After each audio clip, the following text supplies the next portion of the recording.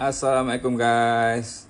Cerita saham hari ni, saham IPO Sumi Saujana Group Berhad akan dibuka pada 13 bulan Mac untuk permohonan pelabur-pelabur awam di Maybank Tuyu ke, di Mumu ke, di M Plus ke dan lain-lain.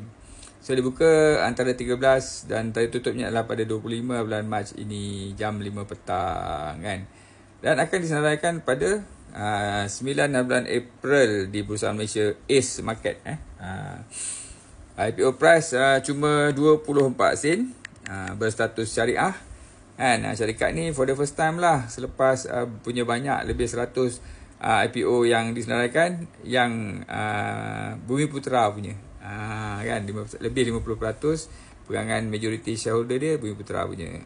Syarikat ni perniagaan dia ada apa? Dia buat chemical untuk oil and gas.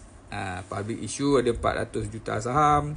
IPO ni ada 72 juta saham untuk Malaysian public, untuk pelabur-pelabur awam kan. Dan dekat MITI pun ada sebanyak 180 juta saham. Bank penasihat dia RHB Bank Berhad. Keuntungan selepas cukai melebihi 10 juta bagi tahun berakhir tahun 2024.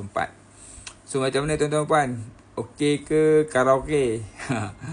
So tepuk dada tanya selera kan. Tapi tuan-tuan cakap lah kan, lately ni pasaran Bursa Malaysia lemau lah slow, sendu. Dan kalau kita lihat dua IPO yang sebelum ini kan, iaitu Pentec Global dan juga saham Saliran Group tak berjaya lah untuk naik tinggi dan dibuka rendah dan menurun. Itu cerita dia. So fikir-fikirkanlah, apa-apa pun kita tengok semua benda-benda yang ada, tengok fundamental dia bagus ke tak bagus ke, tengok industri dia bagus ke tak bagus ke sebelum kita membuat tindakan pelaburan tersebut. Alright tuan-tuan dan puan, nak follow pasal saham, nak tahu pasal saham hari-hari, follow lah FY dekat social media ni dekat TikTok dan lain-lain. Alright tuan-tuan, itu saja. Assalamualaikum, kita jumpa lagi, bye.